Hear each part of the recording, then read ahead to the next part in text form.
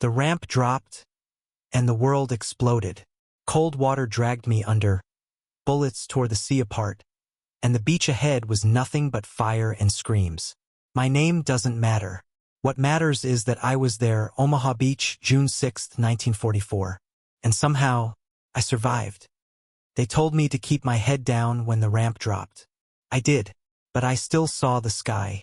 It was that pale, washed-out blue you get just after dawn, the kind that makes the ocean look like steel. There were gulls somewhere out there, and I remember thinking how rude it was that they kept circling as if the sea hadn't turned into a factory of noise and smoke. Then the coxswain shouted, 2 minutes! And whatever I'd planned to think about ended right there. We had painted numbers on our helmets, chalk on our packs, waterproofed rifles that never felt truly dry. The Higgins boat bucked and slapped, and every slap came with a spray of cold salt that tasted like metal. I could hear my teeth click. To my left, Eddie Sullivan from Baltimore was whispering a prayer he said he'd learned from his grandmother. In front of me, Diaz rolled his shoulders, slow and deliberate, like a boxer entering the ring. Behind me, someone fought with a nausea bag and lost. I remember the smell before anything else. Diesel and salt and wet rope, and cordite already on the wind from the ships behind us. Bigger guns speaking to the shore in a voice too deep to argue with. The coxswain's jacket was slick with spray and grease. He never took his eyes off the thin strip of sand framed between two men's helmets. We could see it now, a long brown scythe between the gray of the channel and the green, deceptively gentle rise of the bluffs. 1 minute. The boat lurched. A shell fell wide, hump, and lifted the world a fraction of an inch before putting it down again, wrong like a table with one short leg. The ramp was still up, which meant I couldn't see what waited for us, and for a moment I was glad. In the gap between boards I watched the sea boil past in stripes. I checked my rifle again, even though checking it did nothing at all. 30 seconds. Eddie crossed himself, then gripped the strap of his pack as if it could perform a miracle.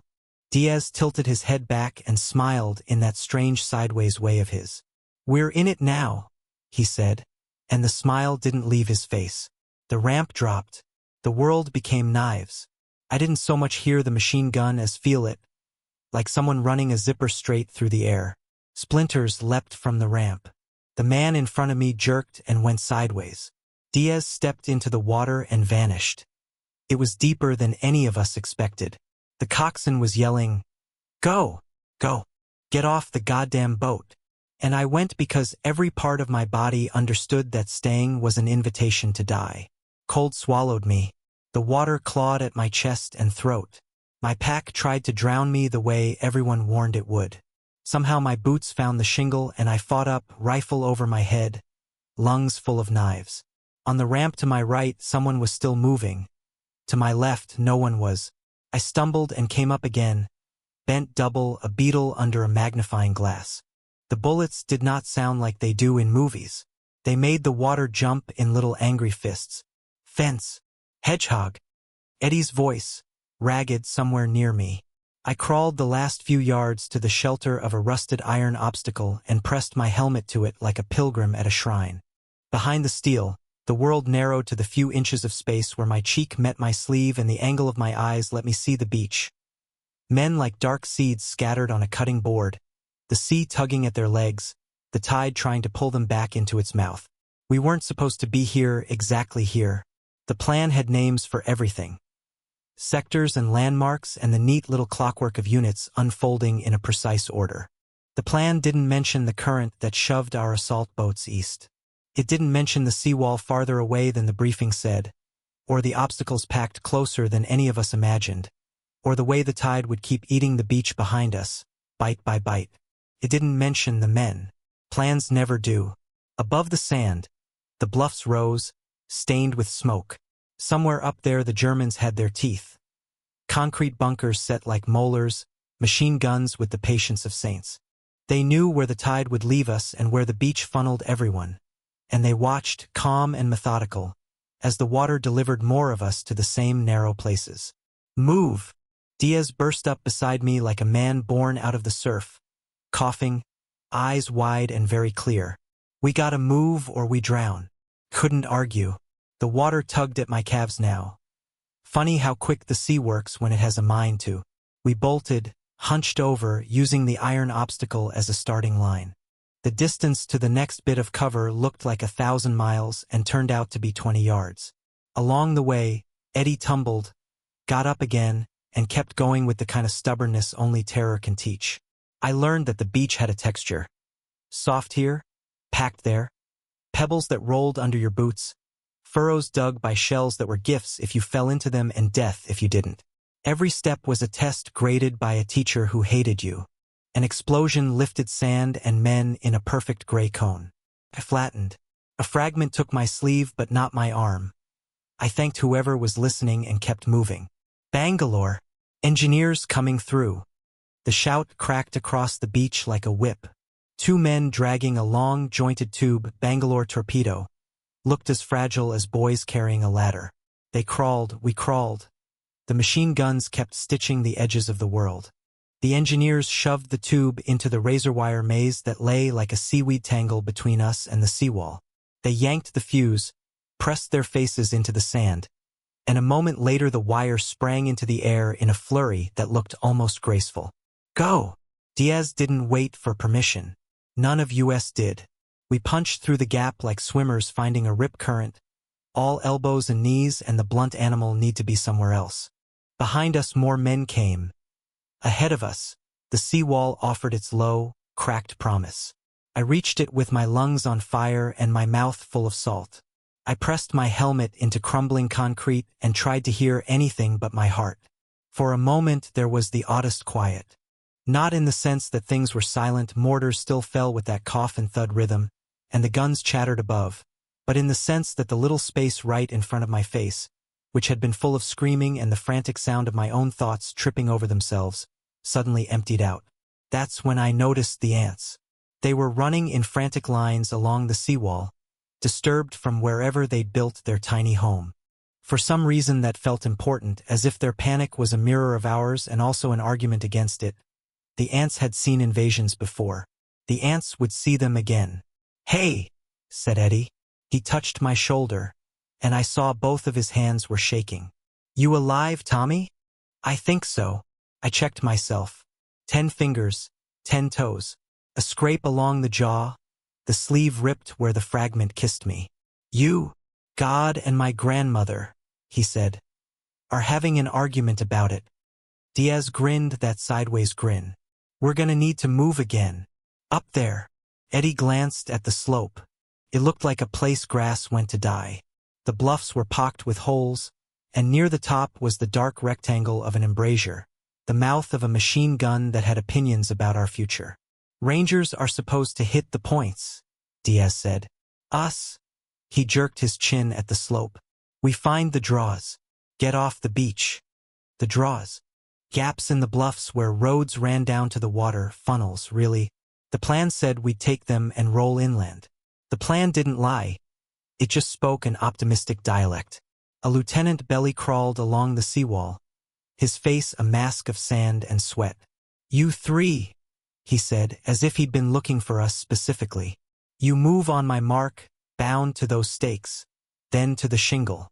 Watch the fire from that bunker, interlocking fields, she's sweeping left to right." He nodded once, short and sure. "On you." He went. We went after him because that's what you do when someone says "on you" in that voice. We hugged the wall, the shingle, the low dips. I learned to count by bursts. A gun would stutter for 4 heartbeats, pause to feed, stutter again.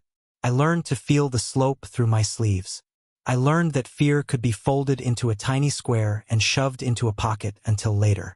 We reached a shallow fold in the ground where a dozen men had gathered, breathless, staring, some cursing, some praying.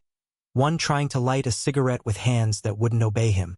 An NCO, Sergeant McKeever, I learned later, was talking with his eyes more than his mouth, drawing lines in the sand with a bayonet, pointing up the slope, tapping his watch, shrugging, looking at us each in turn as if to say, "You good? You good? You good?" He didn't wait for answers. "Suppressing fire on that nest," he said, calm as if he were ordering breakfast. "And you 4. His bayonet tapped me, Eddie, Diaz, and the kid with the rebellious cigarette. Move up that crease. If you make 10 yards, you made the world a better place. We made 12, then 15. Then someone's grenade went long, and for a swallow of time the bunker's fire shifted. We scrambled another body length and met the earth like lovers. Dirt in my mouth tasted like home somehow. Maryland fields, dust on summer roads. Then the present reasserted itself with a snap. "Cook it," Diaz said to the kid. The kid's name was Pruitt. I learned that because Diaz said it now, gentle and iron together. "Pruitt, you cook it 1 count and you throw." Pruitt nodded, pulled the pin, counted like a man at church, and sent the pineapple arcing at the embrasure. It clanged off the lip and fell short. The bunker's answer was a bark and a spray of dirt over our heads. Pruitt looked like he might vomit. "Again," said Diaz, and this time his voice was almost kind. The next throw found the dark rectangle and vanished inside. We all pressed our faces to the slope as if it were an old friend. The explosion was flat and ugly, the sound of a room being rearranged violently. The gun faltered.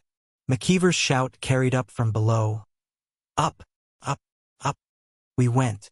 The slope was a ladder and we were all hands and knees. Halfway up my legs turned to rubber bands. Somehow they still worked. We crossed a strip of ground that felt exposed enough to make prayers bounce. Then we were at the lip, and the bunker's rear door was right there, half ajar, a black mouth with smoke on its breath. Inside, noise given shape. Men or the remains of them. A smell I will not describe because the English language should be spared some things. We moved through like mechanics with a job to do. Clear corners, shout friendly. Friendly. In voices hoarse from salt and fear. In the corner, a paralyzed telephone sat with its receiver off the hook and someone's blood drying on the mouthpiece. As if the bunker itself had tried to call for help. We found the breach on the far side. An opening that bled into a trench cutting across the slope like a scar. From there the view changed. Now the beach lay below us like a map, and on that map were dozens of tiny antlines. Men moving, stopping, moving again. From this angle it looked like they were winning. "Get the lanes marked," McKeever bellowed to anyone with ears. "Get the men moving. Off the beach." He turned to us, eyes fierce and bright in a face the color of clay. "You just bought a piece of France. Don't sell it back." We set to work. It's strange how quickly chaos can become labor. We dragged timbers, filled sandbags, waved men up through the gap like ushers at a wedding where the groom kept shooting. Corpsmen moved with a quiet efficiency that made me want to build a church in their honor. Somewhere below, someone began to play at being brave and yelled a joke that might have been funny yesterday. The sky opened a little more blue at the edges. Eddie found a canteen in the bunker and listened to it slosh before taking a careful sip. He passed it to me as if we were sharing something sacred. "To grandmothers," he said. "To grandmothers," I said, and we drank like kings. By noon, was it noon? Time on that slope stretched and snapped like taffy. By some hour that the sun insisted on, we had a path off the beach. Men moved up it with the look of people who were learning to believe in land again. I found a moment to look back. The tide had crept so far up that the part of the beach where we'd first lain behind the hedgehog was gone, swallowed without ceremony. The channel didn't care about plans or courage. It had kept its own appointment. Past the trench line, the ground changed character. The bluffs gave way to a ragged patchwork of fields and hedgerows.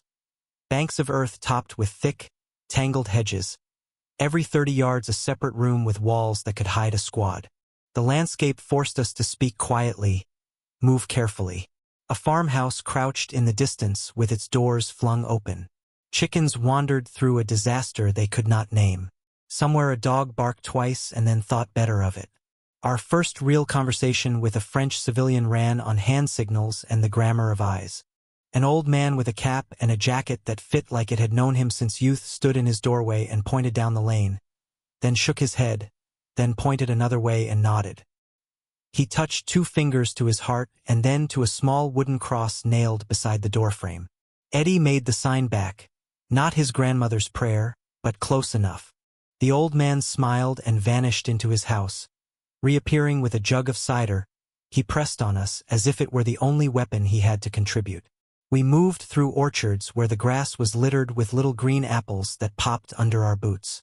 We learned to listen for the mechanical cough of a machine gun behind a hedge and how to answer it with a grenade that spoke in brief syllables. I learned that hedgerows could make the world feel very small and also very long, each one a new beginning and a fresh end. In one of those green rooms we found a boy, 14 maybe, with dirt on his cheeks and the stiff pride of someone carrying out orders he gave himself. He wore a black armband and gripped a bicycle by the handlebars like a shield. "Americanes?" he said, as if the word itself were a compass. We nodded. He pointed to his eyes, then to his ears, then down the lane and mimed counting. 5. He held up a hand and spread his fingers. 5 men. He made a square in the air with his fingers, house, and then an L with his hand, corner. He pointed at us, rifles, and then made a small explosion with his mouth. Eddie laughed. The boy did not. He had become someone else this year or maybe the year before that. We followed his directions and found the Germans exactly where he said, exactly as many. They were young too. Their sergeant had tired eyes and a wedding ring that glinted when he raised his hand to surrender. That was later, after a brief and nasty argument in the language of bullets.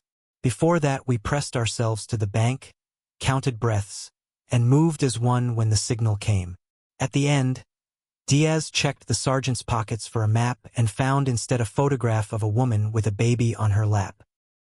He did not show it to any of us. He put it back and patted the pocket shut as if he were tucking the man into bed. By afternoon we had made it as far as a crossroads with a name that tasted like salt when you tried to say it. Someone stuck a sign in the ground that said 29th. Not because the road belonged to us, but because we needed it to. The sound of our own artillery grew nearer. Sweet thunder rolling up from the beach. Trucks inched along lanes that were far too small for their ambition. Once, I saw a chaplain kneel by a foxhole and bless a man whose helmet was off and who looked amazed to still have a head under it.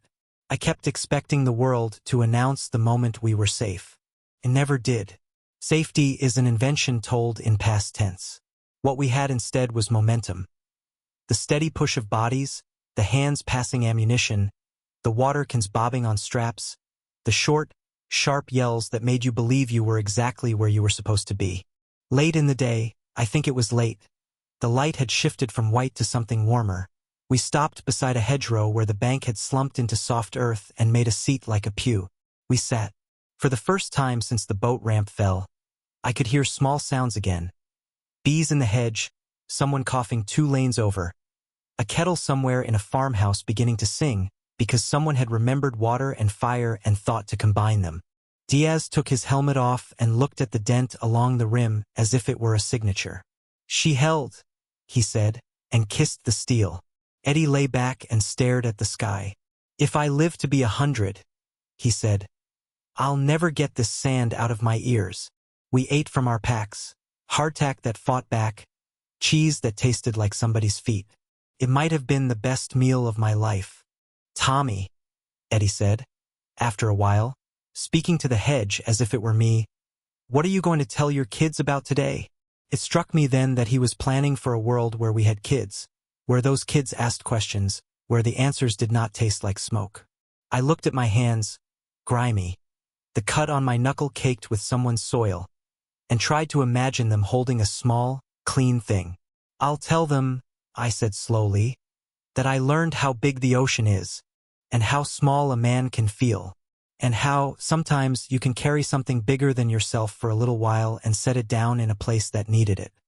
Eddie squinted at the sky, as if he were arguing with a cloud. "I'll tell them I saw the tide bring in an army," he said, "and the earth have to make room for it." We moved again before the light died, orders nudging us forward like a firm hand between the shoulder blades. We crossed a field where cows chewed with indifferent jaws. We passed a ditch where daisies grew as if no one had told them about history. We set up in a hedgerow that faced a meadow opening onto a lane. The map said the lane led to a village that would matter tomorrow. Night came like someone turning a dimmer switch down slowly and then too far. The stars arrived late and in small numbers. Cloud moved in a gray ceiling. The channel's breath reached us even here, faint and damp. Far behind us, on the beach, cranes would be groaning, men shouting, crates landing. It felt like the world we had left that morning was building a bridge to us plank by plank. I took first watch and discovered that darkness amplifies everything. Every scrape was a footstep. Every rustle was a patrol. Every breeze suggested a whisper in a language I pretended not to understand. A flare went up somewhere distant and turned the world into a chalk drawing for a heartbeat. A lark which had not received the memo about war insisted on its business. I thought about the men still out there, on the sand, in the shallows, in the wreckage of boats. I thought of the coxswain whose job had been to aim us at a wall of fire and who had done it without complaint. I thought of McKeever and his bayonet in the sand, writing sentences that gave us a way to live. Eddie relieved me, and I tried to sleep with my back against a root that resented me. In that edge place where dreams multiply like shadows, I was back on the boat. The ramp fell again and again in a loop, and each time I tried to predict who would go down and who would come up, as if knowledge could save them. When I woke, it was because Diaz's hand was on my shoulder, warm through the fabric. "Your turn," he said. The grin had gone for the day and left something softer in its place. "You snore like a tank." "Do not," I said with more feeling than truth required. We traded places with the morning. Came gray and tired, but upright. Somewhere far off, someone began to shoot again, and the day put on its boots. A French woman came down the lane with a basket on her arm, walking like a person who had decided fear would have to make an appointment. She had a scarf over her hair and a face that might have been 30 or 50 depending on how much of the last 4 years you counted. She offered us bread as if the bread were an apology. We took it as if it were a medal. In halting English she asked, "La plage? The beach? Sianus? Is it ours?" I realized she meant not just the sand but the idea of it, the fact of it. "Ours?" I said, tapping my sleeve where the division patch lived under grime. "Ours." She nodded once, a small bow to a shared fact. "Merci," she said, and then something in French that sounded like a prayer for the dead and the living to share a table again. We did not feel like conquerors. We felt like men who had climbed out of a cold, angry mouth and wanted very much to go home and sleep for a year. But between those two states lay hedgerows and towns with stone churches and roads with names that stuck in the teeth. Between them lay days that would matter. That morning we were given orders that traced lines on a map into places whose syllables meant nothing to us then and everything later. Before we moved, I took one last look toward the sea. You couldn't see the water from here, only a suggestion of brightness in that direction, and a smudge of smoke low on the horizon. But I could feel it the way you can feel weather in your bones. The tide reaching for the shore, reaching again, relentless and innocent. It had erased our boot prints, our hesitations, our first mistakes. It would, given time, erase our perfect plans and our imperfect bravado. But there are some things the tide can't take. A path cut across a slope, a man's decision to rise when a voice says, "On you," a lane marked where there wasn't one before. We went forward on legs that remembered the climb and hearts that hadn't yet learned how to be normal again. The hedgerow held us for a moment like an embrace, and then released us into another green room, and then another. Somewhere, soldiers we'd never meet were doing the same in rooms we'd never see, and the whole country was opening like a book whose pages had been stuck together and were finally being pried apart with careful fingers. That night, when we dug in again, Eddie asked me for a story. "Tell me something that isn't today," he said. So I told him about a summer in Maryland when the cicadas came out in such numbers that the trees hummed, and how my mother said not to be frightened, that it was just the earth reminding us it was still alive. Diaz contributed a story about learning to swim in the Atlantic off New Jersey, getting caught in a rip, and how his father taught him the trick was not to fight the water straight on but to move sideways until the ocean forgot about you. We made a little country out of words where the air didn't smell like powder and men's voices didn't end mid-sentence. We slept. We woke. We moved again. The beach remained a direction, a memory, a seam the day kept tugging at. New men came off it in waves, eyes wide the way ours had been. They walked past us toward places where the maps promised bridges and towns and crossroads, where the hedgerows would argue with them and the fields would teach them how grass can hide a machine gun. We nodded to them as if passing a torch we hadn't realized we were carrying. Every now and then, in the weeks that followed, I'd wake at night convinced I could hear surf, even when we were miles inland. That sound stayed in my skull like a tune you can't shake. I think it was the ocean's way of keeping us honest, reminding us that it had been the first to test us and that the test had no correct answers, only the next step and the next. Years later, when I tried to explain that morning to my daughter, she asked me whether I had been scared. Children have a gift for stepping exactly on the sore spot with clean feet. I told her the truth. That fear is a room you live in for a while, and that morning the room had windows facing the sea. I told her I learned the difference between bravery and momentum. Bravery is a choice you make once and again and again. Momentum is what your friends give you when your legs forget how to work. I told her that on a beach in a country that wasn't mine, I watched the tide bring in a nation and leave behind. When it went out, a narrow, stubborn line that turned into a road. When I finished, she was quiet for a moment. Then she said, "Did it matter?" Another child question, as sharp and simple as a blade.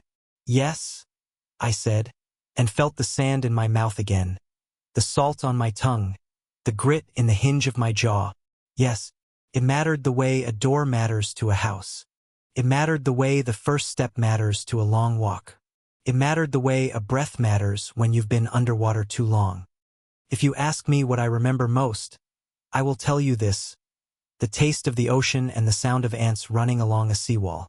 The weight of a Bangalore on somebody else's shoulders. The brief silence inside a bunker after the wrong kind of thunder. The slope under my palms.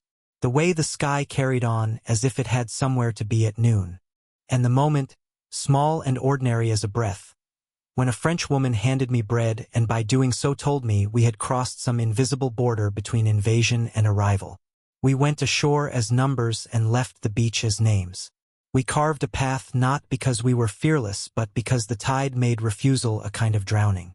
We were young and stupid and lucky and unlucky in equal measure. We were cold and then warm and then cold again. We were not heroes except sometimes, for about as long as it takes to throw a grenade and press your face into the earth. The beach does not remember us in detail. The sea certainly doesn't. That's all right. The land does. And when the tide came in that evening, it rolled over a shore where the wire had gaps and the sand had lanes and the guns on the bluff had learned to keep their mouths shut. It washed the blood and the splinters and the chalk marks from our packs. It also washed the fear off our boots. Not all of it. Just enough. Tomorrow the road moves inland and the names on the map get harder to say. But tonight, if I close my eyes, I can still hear the ramp slam down, feel the ocean grab me like an old adversary, and taste the moment the sand under my knees turned from enemy to ground. We called that place Omaha. The sea called it something older. The men who lived called it what it became, the beginning.